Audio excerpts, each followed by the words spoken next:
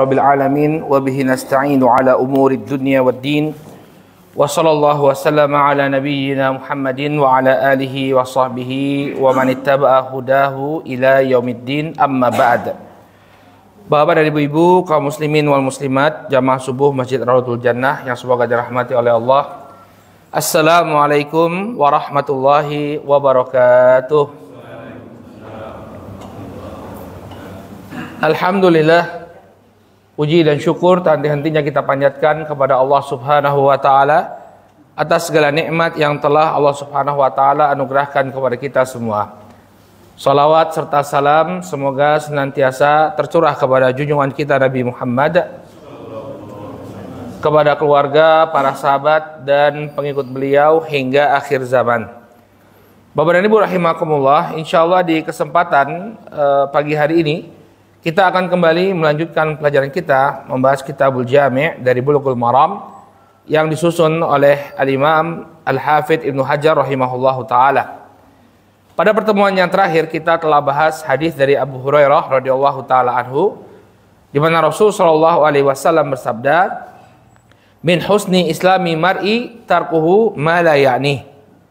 Termasuk bagusnya keislaman seseorang dia meninggalkan perkara yang tidak bermanfaat baginya. Jadi apabila seseorang dia ingin menjadi muslim yang sempurna keislamannya, hendaknya dia hanya melakukan perkara-perkara yang bermanfaat. Dia meninggalkan perkara-perkara yang tidak memiliki manfaat sama sekali untuk dirinya, baik itu dalam kehidupan dunia, demikian juga untuk kehidupan akhiratnya. Nah, kita sebutkan ya bahwa segala sesuatu yang kita lakukan itu akan dimintai pertanggungjawaban oleh Allah Subhanahu wa taala. Oleh karena itu hendaknya seorang muslim dia berupaya ya untuk memilih-milih aktivitas yang dia lakukan. Kalau dia lihat bahwa aktivitas ini bermanfaat, maka hendaknya dia bersemangat dalam melakukan kegiatan tersebut. Namun apabila tidak ada manfaatnya, maka hendaknya dia tinggalkan ya perbuatan tersebut. Baik, sekarang kita masuk ke hadis yang selanjutnya. Ya. Qala al-Hafidz rahimahullah wa anil Miqdam bin Ma'di Karib radhiyallahu anhu. Dari sahabat Al-Miqdam bin Ma'di Karib radhiyallahu taala anhu.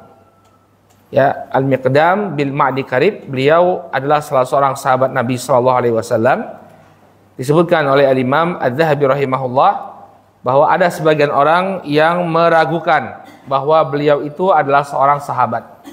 Tapi beliau ya bertemu dengan Nabi sallallahu alaihi wasallam dan meriwayatkan sekitar 40 hadis dari Rasulullah sallallahu alaihi wasallam. Al-Imam Adz-Dzahabi dalam kitab Syiar A'lamin Nubala menyebutkan sebuah kisah dari Abu Yahya Al-Kala'i. Ya, Abu Yahya Al-Kala'i mengatakan ataitul Miqdam fil masjid. Ya. Aku pernah menemui Al-Miqdam bin Ma'di Karib di masjid. Faqultu ya Aba Yazid, inna nas yaz'umuna annaka ya lam tara Rasulullah sallallahu alaihi wasallam. Kemudian aku katakan kepada Al-Miqdam bin Ma'di Karib, ya Aba Yazid, ini panggilannya Miqdam, wahai Abu Yazid, sesungguhnya manusia mereka mengira bahwa engkau tidak pernah melihat Nabi sallallahu alaihi wasallam. Faqala subhanallah wallahi laqad ra'aituhu wa ana amshi ma'a ammi.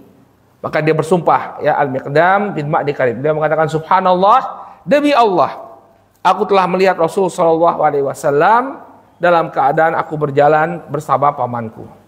Jadi beliau bersumpah demi Allah bahwa beliau adalah sahabat Rasulullah sallallahu alaihi wasallam. Karena definisi sahabat itu yang disebutkan oleh para ulama, mereka adalah yang bertemu dengan Nabi sallallahu alaihi wasallam, kemudian beriman kepada Nabi sallallahu alaihi wasallam dan mati di atas keimanannya. Jadi ada orang-orang yang bertemu dengan Nabi sallallahu alaihi wasallam tapi tidak beriman. Mereka bukan sahabat. Ya, ada yang bertemu dengan Nabi sallallahu alaihi wasallam kemudian beriman kepada Nabi sallallahu alaihi wasallam tapi kemudian murtad. Nabi palsu Musailimah Al-Kadzab, ya, dia bertemu dengan Nabi sallallahu alaihi wasallam. Ada sosok yang namanya Ar-Rajjal bin Unfuwah. Dia bertemu dengan Nabi kemudian beriman kepada Nabi sallallahu alaihi wasallam tapi kemudian karena ditawari sekian banyak harta dan jabatan oleh Musailimah Al-Kadzab, dia pun murtad. Ya, berpindah haluan, ya, kemudian membela Nabi palsu Musailimah Al-Kadzab. Maka inilah definisi para sahabat. Jadi mereka adalah orang-orang yang bertemu dengan Nabi Shallallahu Alaihi Wasallam ya, kemudian beriman kepada Nabi dan meninggal di atas keimanannya. Kenapa kita katakan bertemu bukan melihat? Karena di sana ada sebagian para sahabat yang tidak melihat Nabi Shallallahu Alaihi Wasallam. Kenapa? Karena matanya buta. Abdullah bin Ummi Maktum, muadzinnya Rasul Shallallahu Alaihi Wasallam, beliau bertemu dengan Nabi, tapi nggak melihat Nabi. Kenapa? Karena beliau buta. Makanya turun surat Abasa wa tawalla an ja'ahul a'ma. Ya, dia telah berbuka basam dan berpaling ketika didatangi oleh seorang yang buta. Maka ini definisi yang paling tepat tentang siapa itu sahabat. Mereka adalah orang-orang yang bertemu dengan Nabi Shallallahu Alaihi Wasallam walaupun tidak melihat, ya, kemudian beriman kepada Nabi dan mati di atas keimanannya. Ya. Bahkan kata beliau, yakni Al-Miqdam bin Ma'di Karib, ya, ketika dia mendatangi Nabi Sallallahu Alaihi Wasallam, Nabi Sallallahu Alaihi Wasallam pernah mengatakan, ya, qala Rasul Sallallahu Alaihi Wasallam, aflahta ya Qudaim. Ya, waktu itu dia masih kecil, dipanggil oleh Nabi Sallallahu Alaihi Wasallam, aflahta ya Qudaim. Engkau akan senantiasa selamat wahai Qudaim. Qudaim ini panggilan kesayangan kepada Al-Miqdam bin Ma'di Karib. Engkau akan selamat wahai Qudaim. Ya, in mitta walam takun amiran wala jabian wala arifan.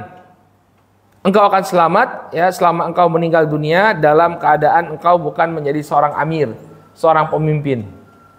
Ya. Jadi resiko menjadi seorang pemimpin itu lebih besar daripada resiko menjadi seorang rakyat jelata. Tanggung jawabnya lebih besar.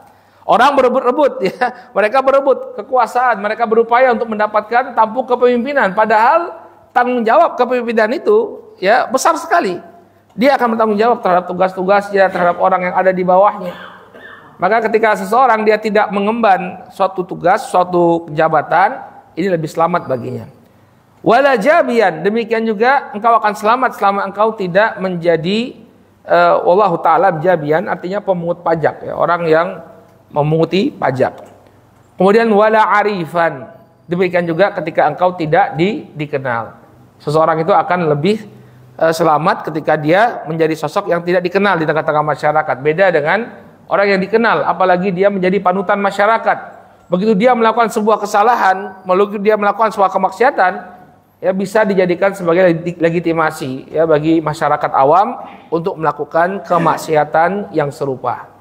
Jadi lebih baik bagi seseorang itu tidak dikenal. Ya. Kemudian waqala jama'atun, dinukilkan pula oleh Al-Imam Adz-Dzahabi, tuwfiya sanata sab'in wa thabanin. Ya. Beliau meninggal dunia pada tahun 87 Hijriyah. Jadi 77 tahun atau Nabi itu meninggal 11 Hijriyah, berarti 76 tahun pasca wafatnya Nabi SAW, Al-Miqdam baru meninggal dunia. Wazada Abu Hafs Al-Fallas wa huwa ibnu ihda wa tis'ina sanah. Ketika dia meninggal dunia usianya 91 tahun. 91 tahun, berarti beliau termasuk sahabat yang panjang usianya. Wakila qabruhu bihims. Dan dikatakan bahwa kuburan beliau terdapat di kota Hims. Kota Homs, sekarang berada di Suriah, Pak.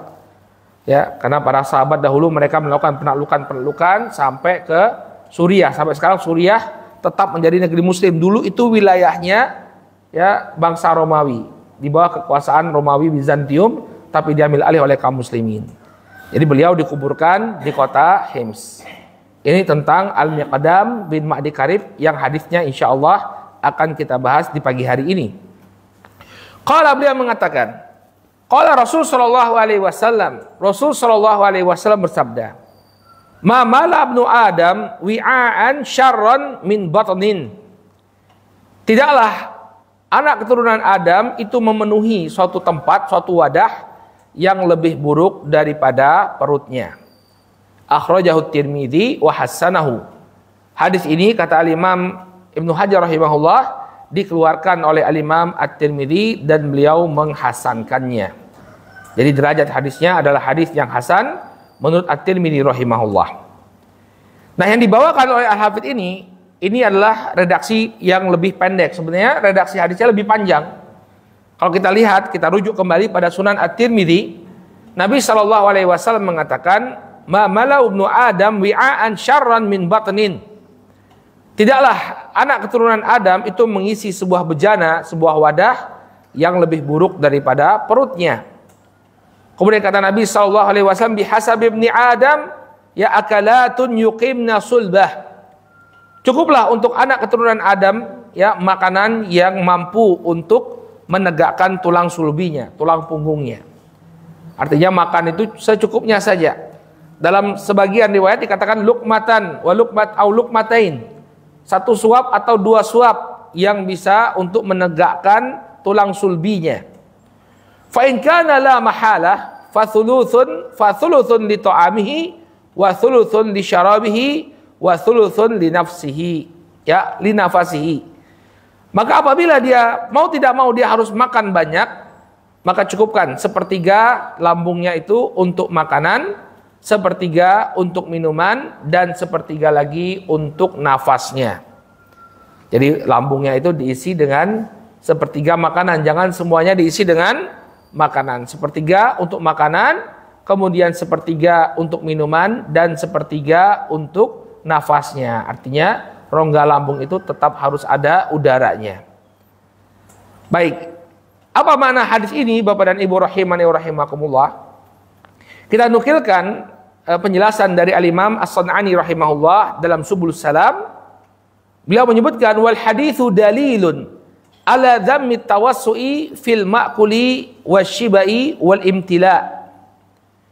Hadis ini merupakan dalil yang menunjukkan tercelanya ya at-tawassu' fil ma'kul, berlebih-lebihan dalam makanan. Ya, sebagaimana yang Nabi katakan tadi, makan itu hanya untuk menopang hidup kita, bukan kemudian membuat perut itu sekenyang mungkin. Ini merupakan celaan bagi orang yang berlebih-lebihan dalam makanan. Wasibai, demikian juga celaan bagi orang yang sering perutnya itu merasa kekenyangan. Wal imtila, dan penuh dengan muatan makanan.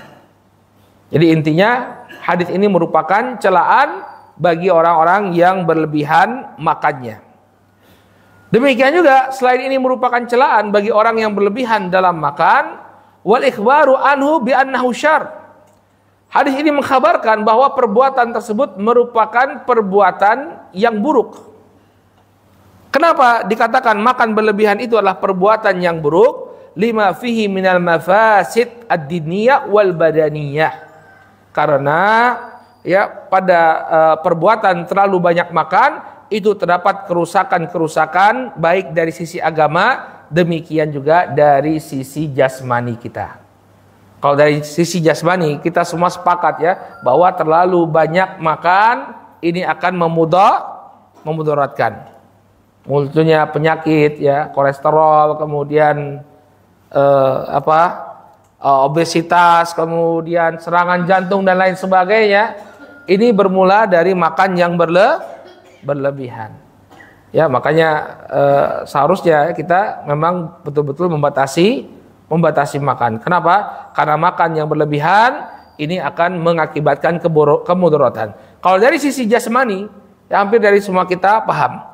Nah, bagaimana dari sisi diniyah? Ternyata kata para ulama, kebanyakan makan pun ini akan menyebabkan kita malas untuk beribadah. Terlalu banyak makan, malas untuk beribadah.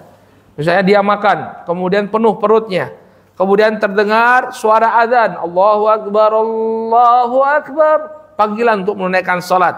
Tapi karena dia kepenuhan perutnya makan, akhirnya pun dia bermalas-malasan. Tidaklah dia menunaikan salat atau dia berangkat ke masjid kecuali iqamah sudah dikumandangkan. Ya. Maka mafasid diniyah, ya, kerusakan diniyah agama yang muncul dari makan yang berlebihan, ini juga suatu hal yang terjadi. Kemudian kata beliau, fa inna fudulat ta'am ya majlabatun ya lis saqami wal muthabbatatun anil qiyami bil ahkam. Ya. Kata beliau, terlalu berlebihan dalam makan ini bisa menimbulkan as-saqam, menimbulkan penyakit, ya. Menimbulkan penyakit, terlalu banyak makan. Demikian juga menghambat seseorang, menjadi hambatan bagi seseorang anil qiyam bil ahkam, ya, untuk menjalankan kewajiban agamanya. Ya. Jadi waktu kita mondok dulu ya, salah satu penghalang orang itu berhasil dalam dalam belajar ketika nyantri, ketika thalabul ilm, itu diantaranya adalah banyak makan. Ya, kalau kita banyak makan, ya mulai ngantuk, waktu belajarnya sedikit. Pertama banyak makan itu menghabiskan waktu. Kemudian juga ketika banyak makan, ya seseorang itu akan mudah untuk ngantuk. Ya, kalau dia makannya sedikit secukupnya, ya dia akan sedikit untuk mengantuk. Tapi kalau sudah terlalu banyak makan, ya maka dia akan mudah untuk mengantuk. Kan secara teori kesehatan memang dijelaskan seperti itu. Kenapa orang yang banyak makan itu mudah ngantukan? Karena untuk memproses makanan itu diperlukan oksigen. Katanya seperti itu, wallahu alam. Mungkin ada di antara bapak-bapak yang ahli kesehatan di sini ya bisa ikut menjelaskan. Katanya ketika kita makan terlalu banyak makan, untuk mengolah makanan di lambung kita butuh oksigen. Sehingga ini menyebabkan oksigen yang harusnya berada di otak kita untuk bikin kita segar, bikin peredaran darah kita itu lancar, itu tidak tersalurkan, terdistribusikan dengan baik karena dia sibuk untuk mengolah makanan yang banyak tadi. Akhirnya ini menyebabkan kantuk. Ketika pasokan oksigen ke otak kita itu sedikit, maka membuat kita mengantuk. Ya. Maka para penuntut ilmu itu disarankan untuk sedikit makan. Ya. Sedikit makan artinya sedikit ngantuk, dia bisa lebih efektif memanfaatkan waktunya. Baik. Kemudian banyak sekali hadis yang melarang kita itu berlebih-lebihan dalam makan. Al-Imam As-San'ani rahimahullah, kita akan bacakan hadis-hadisnya. Kata Al-Imam As-San'ani rahimahullah taala, wa qad warada minal kalamin nabawi syai'un katsirun fi dzabis sib'i. Dan telah banyak diriwayatkan hadis-hadis yang mencela rasa kenyang. Ketika seseorang itu kenyang, ya banyak sekali hadis-hadis yang menunjukkan celaan dari Nabi SAW. Ya, kita akan bacakan apa yang dibawakan oleh As-San'ani rahimahullah. Kata beliau, waqad akhraja Al-Bazzar bi isnadaini ahaduhuma rijaluhu thiqat marfu'an. Ya. Telah dikeluarkan oleh Imam Al-Bazzar rahimahullahu taala dengan dua sanad. Salah satu sanadnya, ya perawi-perawinya adalah perawi-perawi yang thiqah. Marfu'an, marfu' sampai Nabi sallallahu alaihi wasallam. Bilafdin, dengan lafaz aktsaruhum shiba'an fid dunya aktsaruhum ju'an yaumal qiyamah.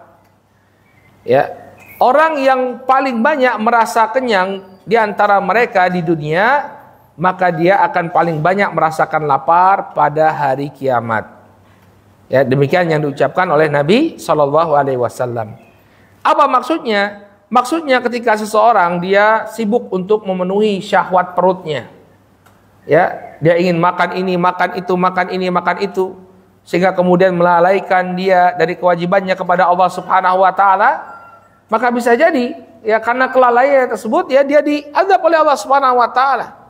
Justru dia akan merasakan kelaparan di kehidupan akhiratnya nanti. Ya di neraka nanti disiksa oleh Allah Subhanahu wa taala dengan rasa lapar. Padahal di dunia dia nggak pernah merasakan lapar sama sekali. Dia senantiasa berupaya untuk mengisi perutnya. Maka hendaknya kita mengurangi pemenuhan syahwat perut ini. Artinya seperti ini, Pak. Kadang-kadang kita lihat gejala yang terjadi di tengah-tengah sebagian kita ketika ada tempat kuliner baru, ya. Ada orang yang dia berupaya untuk setengah mati, dia berupaya untuk ikut menikmati masakan yang dihidangkan di sana, walaupun harus menghabiskan waktu, walaupun harus menghabiskan biaya, walaupun harus menghasilkan daya dan upaya pergi ke tempat tersebut saking jauhnya. Ya, kita kadang-kadang melihat ada sebagian warung, wallahu taala alam ya, antriannya itu sampai luar biasa. Ya, padahal saya dimakani ya cuma biasa ya. Ya, saya nggak mau nyebutkan ya, biar saja. Ya, artinya ada tempat-tempat itu yang sampai mengular. Ya, kemudian orang ngantri sampai berjam-jam hanya untuk makan sesuatu yang harusnya kalau dia makan di tempat lain, ya sudah sama-sama mengenyangkan juga dan sama-sama bisa menegakkan anggota tubuhnya. Tapi dia menghabiskan waktunya ngantri pajak, ya. Ya. saya itu salah satu perkara yang paling saya tidak suka itu adalah menunggu. Ya kalau harus nunggu lama ya makan di satu tempat itu mending udah ke warung Padang aja ya. Langsung aja mengambil sesuatu yang sudah dimasak, langsung makan. Kadang-kadang orang nunggu masaknya lama, ngantri. Ya, apalagi kalau malam-malam itu di bakmi Jowo itu kan masaknya kan satu kuali kan satu masakan. Jadi kalau ada 10 orang ya 10 kali masak ya. Ya untuk menjaga cita rasa, kadang-kadang kan lama. Ya makanya kalau misalnya ingin makan di warung-warung bakmi terutama yang terkenal ya, kita harus pahami misalnya ada tamu dari Jakarta, kasih tahu kita ngobrol dulu ini sambil ngobrol. Kenapa? Nunggunya itulah lama. Ya makanya seseorang jangan sampai kemudian dia dikuasai oleh syahwat perutnya. Ya, untuk makan sesuatu dia habiskan banyak daya dan upaya, bahkan kadang harganya mahal sekali. Ya padahal dia bisa makan untuk menegakkan anggota tubuhnya ya di tempat yang lain yang tidak menghabiskan waktu, tidak menghabiskan uang yang banyak. Baik, jadi ini dalil ini diantara dalil ya tercelanya orang-orang yang banyak makan. Betapa banyak orang yang kenyang di dunia dan kebanyakan mereka nanti akan lapar di akhirat nanti. Baik, kemudian wa akhrajal Baihaqi wal lafdhu lahu wa akhrajahu Syaikhan mukhtasaran. Demikian juga dikeluarkan oleh Imam Al-Baihaqi dalam sunannya ya. Dan ini merupakan lafaz dalam Sunan Al-Baihaqi wa akhrajahu Asy-Syaikhan mukhtasaran. Dan hadis yang semisal ini juga dikeluarkan oleh Al-Bukhari dan Muslim. Tapi Al-Bukhari dan Muslim hanya membawakan riwayatnya secara ringkas. Ada riwayat yang lebih panjang dalam Sunan Al-Baihaqi. Al-Baihaqi mengatakan, qala Rasul sallallahu alaihi wasallam, Rasul sallallahu alaihi wasallam bersabda, ya beliau bawakan dengan sanadnya, la yu'tayanna yaumal qiyamah bil azimit tawil, ya. Al-akul asy-syarub. Nanti pada hari kiamat akan didatangkan orang yang bertubuh besar, tinggi besar, yang dia adalah orang yang banyak makan dan banyak minum. Ya, jadi ada orang yang mengisi kehidupannya dengan makan dan minum, kemudian didatangkan pada hari kiamat dalam keadaan tubuhnya besar sekali. Fala yazinu indallahi janaha ba'udah. Tapi kemudian dengan tubuhnya yang besar tadi, orang-orang kan mengira, wah ini ketika ditimbang amalnya juga banyak. Ternyata fala yazinu indallahi janaha ba'udah. Ternyata begitu ditimbang di sisi Allah Subhanahu wa taala, timbangan amalannya tidaklah lebih berat daripada sayap seekor nyamuk. Naudzubillah. Ya. Ini dalil yang menunjukkan ya kata sebagian para ulama bahwa terkadang yang ditimbang oleh Allah Subhanahu wa taala itu adalah tubuh kita. Jadi defaultnya atau asalnya yang ditimbang oleh Allah Subhanahu wa taala itu adalah amalan. Tapi terkadang Allah Subhanahu wa taala ingin tunjukkan kepada hamba-hambanya yang ditimbang itu bukan amalannya, tapi catatan-catatan amalannya.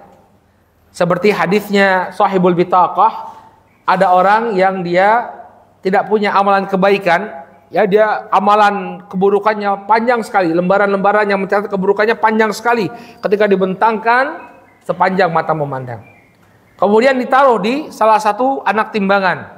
Lalu untuk catatan kebaikannya dia tidak punya catatan kebaikan kecuali selembar kartu yang bertuliskan la ilaha illallah. Artinya dia mentauhidkan Allah tanpa pernah menyekutukan Allah dengan sesuatu apapun. Kemudian ditimbanglah, ternyata malat bihinna la ilaha illallah. La ilaha illallah itu lebih berat daripada lembaran-lembaran keburukan yang demikian panjang tadi. Nah, ini menunjukkan terkadang Allah Subhanahu wa taala menimbang lembaran amalan. Nah, terkadang juga yang ditimbang oleh Allah Subhanahu wa taala adalah tubuhnya seseorang. Ingin menunjukkan bahwa besar dan tingginya seseorang, ya, gemuknya dia ini tidak bermanfaat di akhirat nanti kalau tidak diiringi dengan amalan. Sebaliknya ada orang yang kurus, kecil, ceking, ya, tapi ketika ditimbang karena amalannya tadi banyak, maka dia berat dalam timbangan. Seperti dalam kisahnya Abdullah bin Mas'ud. Ketika Abdullah bin Mas'ud diperintah oleh Nabi SAW untuk naik sebuah pohon, kemudian bertiuplah angin sehingga tersingkap betisnya Abdullah bin Mas'ud. Maka sebagian orang mentertawakan kecilnya betisnya Abdullah bin Mas'ud. Maka Nabi SAW mengatakan, betisnya Abdullah bin Mas'ud ini ketika ditimbang nanti lebih berat daripada Uhud. Saking banyaknya amalan kebaikan yang dilakukan oleh Abdullah ibn Mas'ud. Baik. Kemudian kata Nabi SAW, Iqra'u in syi'tum falanuqimu lahum yaumal qiyamati wazna. Dan bacalah apabila kalian inginkan firman Allah dalam surat Al-Kahfi ayat yang ke-105, dan kami tidak akan memberikan timbangan yang berat kepada mereka pada hari kiamat nanti, ya. Jadi ini celaan ya bagi sebagian orang yang dia fokus untuk membesarkan dirinya, maka juga sebagian orang ya berupaya untuk memperbagus penampilan tubuhnya ya, dia dengan pergi ke gym, pergi fitness ya. Ini satu hal yang positif, tidak jadi masalah. Tapi kalau dia fokusnya hanya memperbaiki penampilan luarnya, zahirnya saja tanpa dia perbaiki batinnya, tanpa dia perbaiki keimanan dan amalan solehnya, maka yang demikian tidak bermanfaat. Qala wa akhraja Ibnu Abi Dunya. Kemudian juga dikeluarkan oleh Imam Ibnu Abi Dunya. Jadi Imam Ibnu Abi Dunya itu punya sebuah kitab judulnya Al-Ju'. Apa arti Al-Ju'? Artinya rasa lapar. Jadi beliau mengumpulkan hadis-hadis yang menunjukkan keutamaan lapar. Ya, keutamaan lapar. Ya, beliau membawakan sebuah hadis anna Nabi sallallahu alaihi wasallam asaba'u ju'un yauman fa'amada ila hajarin fa wada'ahu ala batnihi. Bahwasanya Rasul sallallahu alaihi wasallam beliau dilanda kelaparan yang sangat luar biasa di suatu hari. Maka beliau pun mengambil batu lalu diletakkan di perutnya, diikat perutnya. Untuk apa? Agar beliau lebih bisa menahan lapar. Ini cara menahan lapar zaman dahulu. Ambil batu kemudian batunya diikatkan di dalam di perut. Ya, di perut. Dan ini dilakukan oleh Nabi SAW ketika perang Khandaq, Bapak dan Ibu. Coba perhatikan di dalam peperangan. Jadi ketika terdengar kabar 10.000 pasukan kaum musyrikin gabungan dari musyrikin Quraisy dan suku-suku Arab yang non muslim, yang musyrik, mereka akan menyerbu kota Madinah. Maka Nabi SAW ketika itu bermusyawarah dengan para sahabat, muncullah ide dari Salman Al-Farisi radhiyallahu taala anhu untuk menggali parit. Ya, sebagai bentuk pertahanan agar kota Madinah tidak mudah untuk diserang. Jadi kota Madinah itu secara geografis dia dilindungi oleh benteng alam berupa larva-larva yang sudah mengeras. Jadi dulu ada Gunung Merapi purba di kota Madinah mengeluarkan lavanya itu sudah mengeras. Kemudian ini dilihat oleh Salman Al-Farisi, ini keuntungan bagi kota Madinah. Tinggal bagi kita untuk membangun parit atau menggali parit di antara dua gunung ini. Maka mulailah Nabi SAW dan para sahabat menggali parit untuk menghalangi kaum musyrikin dari memasuki kota Madinah. Nah, Nabi SAW dan sebagian para sahabat itu, ya, mereka menggali parit tersebut dalam keadaan sangat lapar. Ya, para sahabat bisa melihat ada batu-batu yang diganjalkan di perutnya Nabi SAW. Ya. Sampai kemudian Jabir bin Abdillah itu merasa kasihan, aduh kasihan banget Nabi SAW. Ya, perutnya terpaksa diganjal batu. Nah, kemudian dia kembali ke rumahnya lalu bertanya kepada sang istri, apa yang bisa kita hidangkan? Saya ingin mengundang Nabi SAW. Maka kemudian kata istrinya, kita punya seekor anak kambing, udah sembelih aja, sembelih. Ya, kemudian Nabi SAW diundang oleh Jabir. Kata Nabi SAW, tolong kau pulang sampaikan kepada istrimu, jangan dia ambil dulu adonan rotinya dari tanur. Jadi orang-orang Arab zaman dahulu kalau mereka itu ingin makan, mereka akan buat adonan roti, kemudian rotinya itu dimasukkan ke dalam sebuah tempat seperti sumur. Kalau Bapak dan Ibu lihat ada sumur, tapi di bawahnya itu ada tungku api. Nanti adonan ini diletakkan di dinding-dinding sumur tadi, jadi roti. Nah, inilah yang kemudian dihidangkan jadi makanan. Kata Nabi SAW, tolong sampaikan kepada istrimu, segera kau kembali kepada istrimu, jangan diambil adonan rotinya, biarkan dalam tanur, kemudian jangan pula dia matikan api, dia ambil daging dari periuknya. Ya, kenapa? Nabi, biarkan Nabi yang menghidangkan. Akhirnya Nabi SAW datang bersama para sahabat, banyak sekali. Sehingga Jabir bin Abdillah itu cuma mengundang Rasulullah paling dengan 1-2 orang sahabat, tapi yang dibawa oleh Nabi hampir semua para sahabat, dan para sahabat kelaparan semua ketika itu.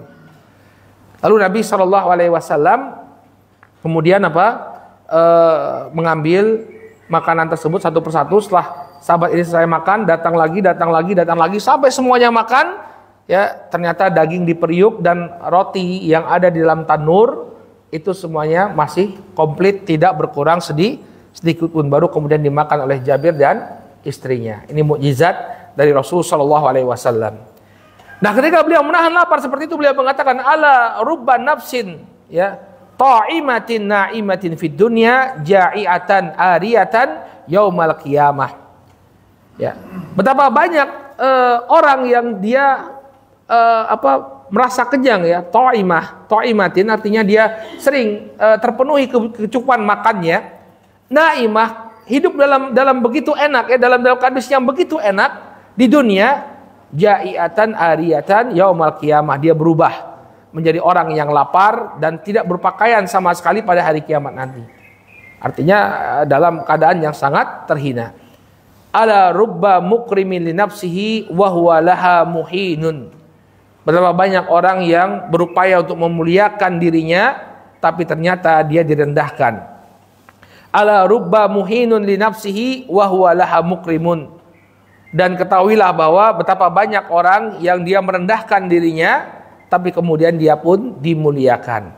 Artinya betapa banyak orang yang ingin dia dimuliakan di dunia, gila hormat ya, tapi ternyata di akhirat nanti ya kemudian orang-orang menghormati dia, memuliakan dia, tapi di akhirat nanti ternyata justru dia dihinakan oleh Allah Subhanahu wa taala. Namun sebaliknya ada orang yang merendahkan dirinya, dia nggak pengen dihormati oleh orang lain ya, orangnya tawadu, tapi justru di akhirat nanti dia akan dimuliakan oleh Allah Subhanahu wa taala. Qala wa sahih haditsun. Demikian juga telah sahih sebuah hadis riwayat Ibnu Majah dari Anas bin Malik radhiyallahu anhu di mana Nabi sallallahu alaihi wasallam bersabda, "Minal israfi an taqula kulla mastahait." Ya. Termasuk israf. Ya, israf itu adalah perbuatan berlebihan apabila engkau memakan apa saja yang kau inginkan, ya. Jadi dia tidak bisa mengendalikan nafsu makannya. Semuanya ingin dia makan. Kalau sudah makan misalnya, udah makannya satu porsi, kemudian pengen tambah lagi, tidak merasa kenyang. Maka kata Nabi SAW, ini semua termasuk israf, Ya. Kemudian hadis lainnya. Ya, dari Aisyah radhiyallahu taala anha. Ya, ini sebuah asar ya, lebih tepatnya bukan sebuah hadis, sebuah asar di mana Aisyah radhiyallahu anha mengatakan awalu bid'atin hadatsat ba'da Rasulillah sallallahu alaihi wasallam asy-syiba. Kebid'ahan yang pertama, ya, bid'ah yang pertama terjadi setelah wafatnya Rasul sallallahu alaihi wasallam adalah rasa kenyang. Jadi maksudnya di masa Nabi sallallahu alaihi wasallam masih hidup, itu banyak di antara para sahabat itu yang lapar.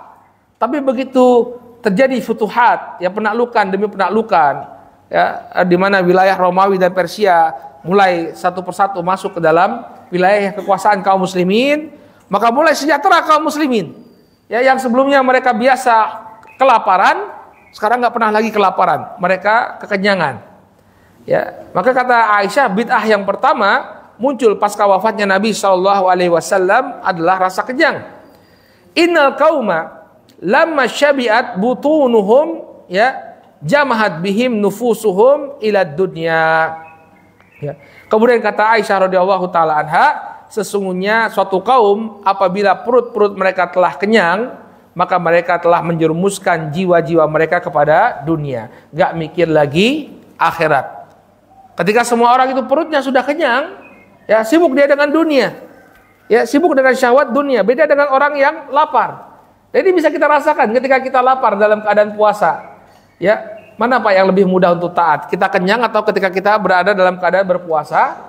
Jawabannya, ketika kita berada dalam keadaan berpuasa, kita bisa lebih menjaga lisan kita, kita lebih semangat untuk tilawatul Quran, kita bisa lebih semangat untuk menjaga ibadah-ibadah sunnah. Saat kapan itu? Saat lapar. Tapi ketika seseorang itu sudah kenyang, merasa nyaman dia, ya maka dengan mudahlah dia meninggalkan ibadah kepada Allah Subhanahu wa taala. Demikian yang dinukilkan dalam Subul Salam. Tapi ketika kita lihat dalam risalahnya Ibnu Abi Dunya, beliau tidak mengatakan atau tidak membawakan redaksi dengan redaksi bid'ah, awalu bid'atin. Ya, tapi beliau menyebutkan inna awwala bala'in, sesungguhnya musibah pertama yang menimpa manusia setelah wafatnya Nabi SAW adalah rasa kenyang. Jadi bukan bid'ah tapi bala. Musibah yang pertama menimpa manusia pasca wafatnya Nabi SAW adalah rasa kenyang. Kenapa dikatakan oleh Aisyah sebagai musibah? Karena begitu mereka terus-menerus merasa kekenyangan, ya, jiwa-jiwa mereka atau ruh-ruh mereka akan terjerumuskan ke dalam dunia. Ya. Kemudian di luar apa yang disampaikan oleh Imam As-San'ani rahimahullahu taala, diriwayatkan oleh Imam Ahmad dalam musnadnya dari sahabat Abu Barzah Al-Aslami bahwa Nabi SAW bersabda, inna mimma akhsha alaikum syahawatil ghaib fi butunikum wa furujikum wa mudillatil fitan. Kata Nabi SAW, di antara perkara-perkara yang paling aku khawatirkan terjadi pada diri kalian adalah syahwat-syahwat yang mengikuti nafsu pada butunikum, pada perut-perut kalian. Ini yang dikhawatirkan oleh Nabi SAW. Ketika perut itu senantiasa memanggil, dia ingin makan enak terus, ya. Ini bahaya.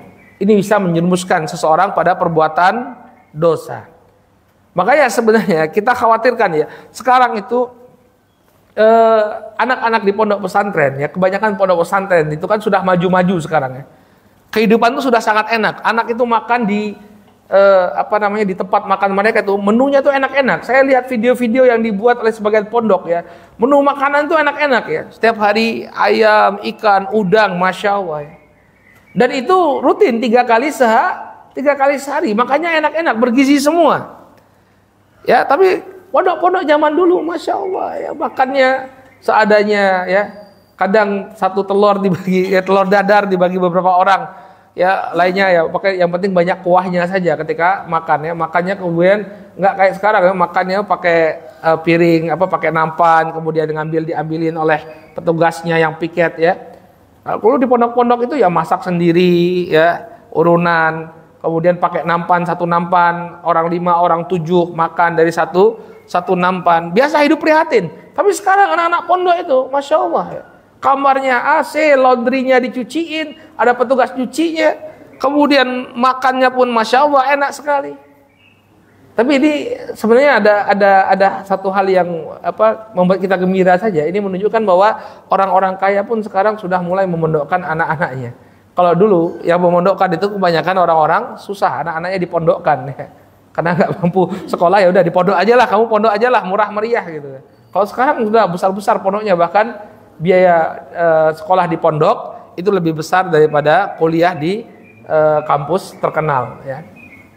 Maka Nabi SAW mengkhawatirkan, ya, ketika syahwat itu mengikuti nafsu, ya, pada perut dan kemaluan kalian. Kemaluan ini juga bahaya, ya. Apalagi zaman sekarang fitnah yang membangkitkan syahwat itu luar biasa melalui medsos, ya, wa mudillatil fitan, demikian juga fitnah-fitnah yang menyesatkan. Ini yang dikhawatirkan oleh Nabi SAW. Nah, kemudian dalam hadis yang lain riwayat Al-Bukhari, ya, dari Nafi' maula Abdullah bin Umar, dia bercerita tentang kebiasaan sahabat Abdullah bin Umar. Qala kana Ibnu Umar la yaqulu hatta yu'ta bimiskin yaqulu ma'ahu. Ya, Abdullah bin Umar ini punya kebiasaan, beliau itu selalu makan dengan orang miskin.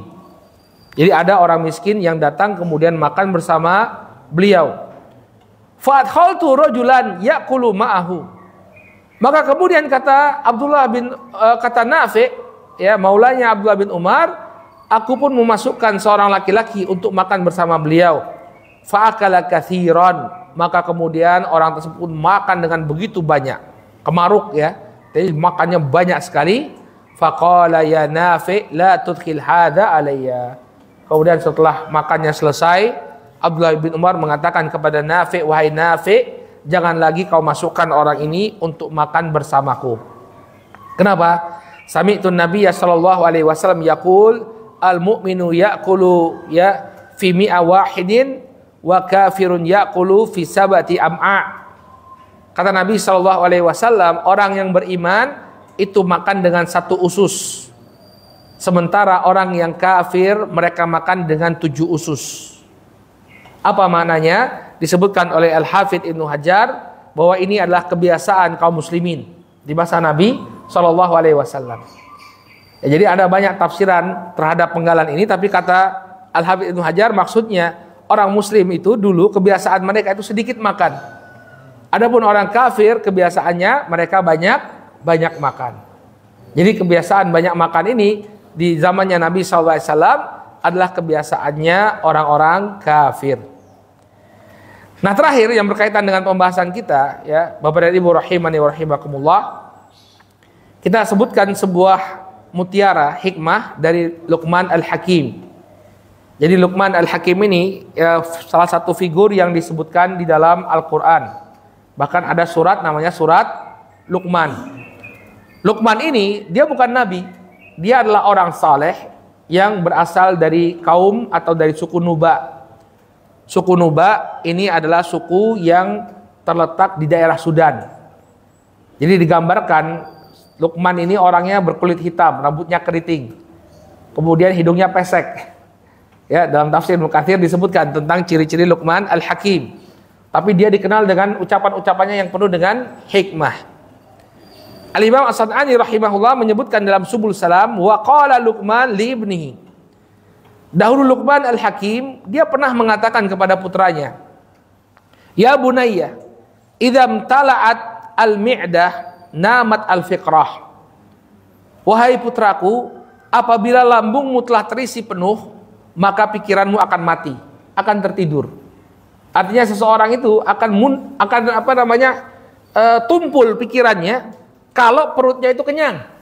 Jadi dia tidak bisa menganalisa dengan baik, tidak bisa berpikir dengan baik, tidak bisa merancang sesuatu dengan baik ketika perutnya itu penuh dengan makanan. Qala wa kharisat al-hikmatu. Kemudian hikmahnya itu akan terdiam. Gak bisa kemudian dia mengeluarkan sesuatu yang penuh dengan hikmah. Wa qa'adat al-a'dha 'anil ibadah. Kemudian semua anggota tubuhnya akan pensiun dari ibadah ketika perutnya itu terlalu kenyang. Artinya akan sulit sekali dia menggerakkan anggota tubuhnya untuk beribadah kepada Allah Subhanahu wa taala. Makanya kita itu kalau berpuasa, ya, ketika berbuka puasa jangan makan terlalu kenyang. Cukup batalkan saja. Kenapa? Ini akan berpengaruh terhadap sholat tarawih kita, ya enggak? Ini kebiasaan yang sudah biasa kita lakukan. Kalau Anda terlalu banyak makan saat berbuka, nanti ibadah qiyamul lailnya atau salat tarawihnya akan lebih sulit. Ogah-ogahan, bahkan mungkin ya imam sholat jadi dia ngantuk. Kenapa? Karena perutnya terlalu kenyang.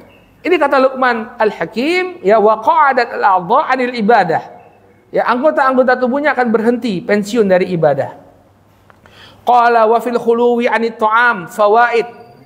Sebaliknya, ketika perut itu kosong dari makanan, ya, maka ada faedah-faedah di baliknya. Wa fil imtila'i mafasid. Adapun memenuhi lambung ya dengan makanan, padanya terdapat kerusakan. Nah, sekarang apa kebaikan yang ada pada rasa lapar? Wa fil ju'i safal qalbi wa iqadul qarihati wa nafadul basirati. Pada rasa lapar itu terdapat kebersihan hati. Jadi orang yang lapar, hatinya itu lebih bersih. Qala wa iqadul qarihah. Demikian juga dia bisa menghilangkan penyakit-penyakit perutnya dengan lapar. Bahkan ada riset yang mengatakan ya, salah satu metode untuk membunuh kanker ketika seseorang itu dilanda penyakit kanker adalah dia membatasi makannya. Dan banyak orang yang sudah sembuh ya dari kanker itu dengan banyak berpuasa. Kenapa? Karena ketika dia terlalu banyak makan, makanan ini akan dimakan oleh penyakitnya. Itu jadi sumber energi bagi penyakit untuk semakin besar dan menggerogoti tubuh kita. Tapi ketika kita cegah ya makannya, ya kita cegah makan, maka sel-sel kanker tersebut tidak mendapatkan pasokan makanan untuk berkembang dan dia lebih mudah untuk dimatikan. Ya, jadi para ulama dari zaman dahulu sudah mengatakan bahwa yang namanya lapar ini dia bisa membunuh penyakit, terutama penyakit yang berkaitan dengan perut. Wa nafadul basirah. Kemudian orang yang lapar ya, ini basirah ya, mata hatinya itu lebih terbuka daripada orang yang kenyang. Bukan hanya pikirannya saja yang terbuka, tapi juga mata hatinya. Dia bisa memandang suatu permasalahan dengan lebih jernih. Fa inna shiba, kemudian kata beliau, sesungguhnya rasa kenyang yurithu al-baladah wa yu'mi al-qalb, ya, wa yukthiru al-bukhar fil ma'dah wad dimagh. Adapun terlalu kenyang ini akan melahirkan al-baladah, ya, yang akan menyebabkan tumpulnya pikiran seseorang. Wa yu'mil qalb, kemudian membutakan, ya, mata hatinya. Wa yuksirul bukhar fil ma'dah wad dimagh, dan memperbanyak uap pada perut, pada lambung, dan juga pada otak. Jadi membuat dia misalnya ya, kemudian bersendawa, ya, karena kebanyakan makan. Qala kasyabahi as-sukri, maka orang yang terlalu kenyang nanti kondisinya itu mirip dengan orang yang mabuk. Orang yang mabuk. Hatta yahtawi ala ma'adinil fikr wa yathkulu al-qalb bisababihi an jaroyani fil afkar, ya. Seperti orang yang mabuk, ketika itu hatinya terlalu sibuk, ya, karena makanan tadi, maka hatinya pun, kalbunya pun menjadi berat dan tidak mampu untuk mengalirkan ide-ide, ya. Jadi ide-idenya itu menjadi tumpul karena dia merasa kenyang. Kemudian kata beliau, kata Luqman, masih dinukilkan dari Luqman Al-Hakim, wa min fawaidihi kasrus syahwah al-ma'asi. Di antara faedah lapar adalah mematahkan syahwat kemaksiatan, ya, kulliha, dalam segala bentuknya. Jadi rasa lapar itu lebih mencegah seseorang dari dia berbuat maksiat, lemes dia, ya. Qala wal istila ala nafs al-ammaratu bisu, demikian juga dengan lapar seseorang itu bisa mengendalikan jiwa yang senantiasa memanggil, ya, untuk melakukan keburukan. Fa inna mansya'al ma'asi kulluha asyahawat, karena sesungguhnya yang melahirkan kemaksiatan itu semuanya adalah syahwat.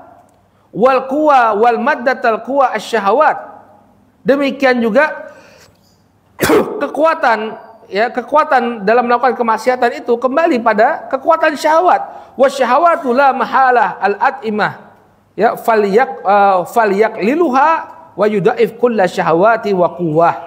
Maka ketika seseorang itu dia lapar, ya, dia dalam keadaan lapar, maka ini akan melemahkan semua kekuatan syahwat. Saat seseorang dia lapar, maka kekuatan syahwatnya pun akan ikut melemah. Wa innamas sa'adatu, ya, wa innamas sa'adatu kulluha fi an yamlika ar-rajulu nafsahu wa syaqawatu kulluha fi an tamlikahu nafsuhu, ya. Dan semua kebahagiaan itu akan muncul, apabila seseorang bisa menguasai dirinya, mengendalikan dirinya. Dan semua keburukan, kesengsaraan itu akan muncul ketika syahwatlah yang menguasai dirinya, sebaliknya. Jadi ibaratnya, kalau kita bisa mengendalikan syahwat, kita akan bahagia, tapi sebaliknya, kalau kita dikendalikan oleh syahwat, kita akan sengsara. Nah, bahkan kata Al-Imam As-Sad'ali rahimahullah, ya, di antara keutamaan lapar, ya, dia juga bisa lebih menjaga lisannya. Ya, orang yang lapar itu malas ngomong. Ya, beda dengan orang yang kenyang, pengennya ngobrol terus ya, kalau dia merasa kenyang, energinya banyak. Tapi orang yang lapar, jangan deh, lapar ya. Ya, dia malas untuk ngobrol. Makanya kata Imam As-Sunani, salah satu keutamaan dari lapar adalah membuat seseorang itu lebih menjaga lisannya. Demikian juga orang yang lapar, dia lebih sulit untuk tidur, sehingga waktunya lebih efektif dan efisien. Berbeda dengan orang yang kenyang. Coba kalau orang itu kenyang, mulai ngantuk dia, begitu dia naik ke atas ranjang langsung dia ngorok tidur.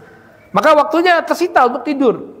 Ya, padahal dia bisa memanfaatkan waktu tersebut untuk sesuatu yang lebih bermanfaat. Ya. Kemudian Al-Imam As-Sun'ani merujuk pada ucapan Al-Imam Al-Ghazali, ya, dalam Ihya Ulumuddin. Jadi dalam kitab Ihya Ulumuddin, Al-Imam Al-Ghazali rahimahullah menyebutkan keburukan-keburukan dari orang yang makan terlalu kenyang. Nah, kemudian masalah yang terakhir, ya, boleh atau tidak seseorang itu makan kenyang sesekali? Jawabannya boleh. Kalau sesekali dia kenyang, itu diperbolehkan. Ya. Kenapa? Dalilnya adalah kisahnya Abu Hurairah. Abu Hurairah pernah diberikan minuman susu oleh Nabi SAW. Kemudian disuruh minum susu tadi sampai kenyang. Nabi yang nyuruh minum sampai kenyang. Sampai kemudian dia mengatakan, la ajidullahu makanan. Wahai Rasulullah, saya nggak punya tempat lagi nih untuk menampung susu. Artinya beliau makan sampai kenyang. Dan itu tidak dimarahi oleh Rasulullah, tidak diingkari oleh Rasulullah. Justru Rasulullah yang menyuruh Abu Hurairah untuk minum susu sampai ke kenyang. Demikian juga dalam kisahnya Jabir tadi, yang para sahabat harus mengikat perut-perut mereka dengan batu, diundang oleh Jabir bin Abdullah. Nabi SAW diundang oleh Jabir, kemudian Nabi ajak semua para sahabat, dan mereka tidaklah meninggalkan rumahnya Jabir kecuali dalam keadaan kenyang. Maka dari sini kata Syekh Muhammad bin Shalih Al-Utsaimin dalam Syarah Riyadhus Shalihin menunjukkan bahwa boleh bagi kita untuk sekali-kali makan dengan kenyang.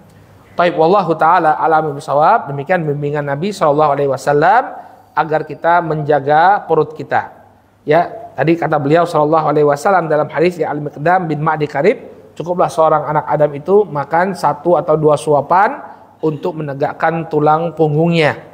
Ya, untuk menegakkan tulang punggungnya. Kalau dia ingin makan pun 1/3 untuk makanan, 1/3 untuk minuman, dan 1/3 untuk nafasnya. Wallahu taala a'lam bissawab. Baik, kita cukupkan dulu materinya sampai di sini. Kemudian kalau ada yang ingin ditanyakan, kami persilahkan.